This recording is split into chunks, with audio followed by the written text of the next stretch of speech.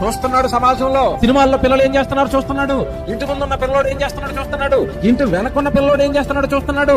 వార్తల్లో ఉన్న పిల్లోడు ఏం చేస్తున్నాడు చూస్తున్నాడు. వీడి బుర్రలు నిండా ఇవి నింపుకున్నాడు. తల్లి మర్యాద లేదు, తండ్రి గౌరవం లేదు, భయము భక్తి అన్ని పోయింది.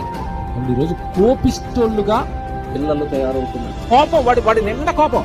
అది చెయ్యొద్దురా అంటే నువ్వు ఇలా చూస్తాడు, కళ్ళు ఎర్రగా చేసుకుని చూస్తాడు.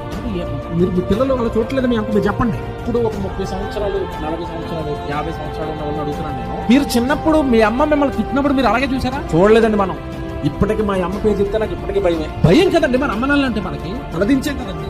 మరి ఎందుకంటే పిల్లలు ఎలా తయారయ్యారు?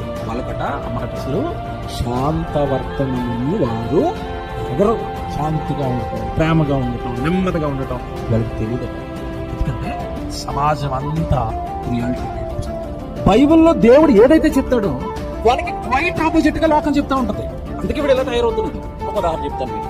యేసుప్రభు మనకి చెప్పింది ఏంటంటే తన్ను తాను తగ్గించుకున్నవాడు హెచ్చించబడతాడు.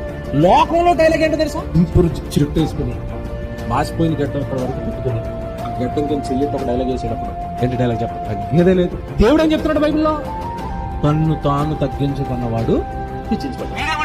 సినిమా అదొకట. నేను ఇప్పుడు దేవుడి పక్షాన్ని దేవుడు డైలాగ్ చెప్తాను. నిన్ను వదిలేదే లేదంటాడు దేవుడు. అంటే నా డైలాగ్ దేవుడి పక్షాన్ని. నీకు తగ్గేదే లేదనో కదా, అసలు నిన్ను వదిలేదే లేదురా. నరకం అంటే ఏంటో చూపిస్తాను నీకు, మంట ఎలాగ ఉంటుందో చూపిస్తాను నీకు. వాక్యం వినని కూడా ఒకలా ఉంటుంది. వీడికంతా లోకం, బూతులు, లోకంలో ఉండే పొగరు అన్ని చిన్నప్పటి నుంచి వాడిని ఏర్పడతాయి. దేవుళ్ళో ఉన్నవాడు సేవకుడు భయపడుతూ ఉంటాడు, పెద్దవాళ్ళకి భయపడుతూ ఉంటాడు, దేవుడి వాళ్ళకి నమస్కారం చేస్తూ ఉంటాడు. వాడుగా చిన్నప్పటి నుంచే దేవుడు మాత్రం ఉంటాయి. మీకు రాత్రి మీరు చెప్పేది ఉంటాయి. మీ పిల్లల జాగ్రత్త.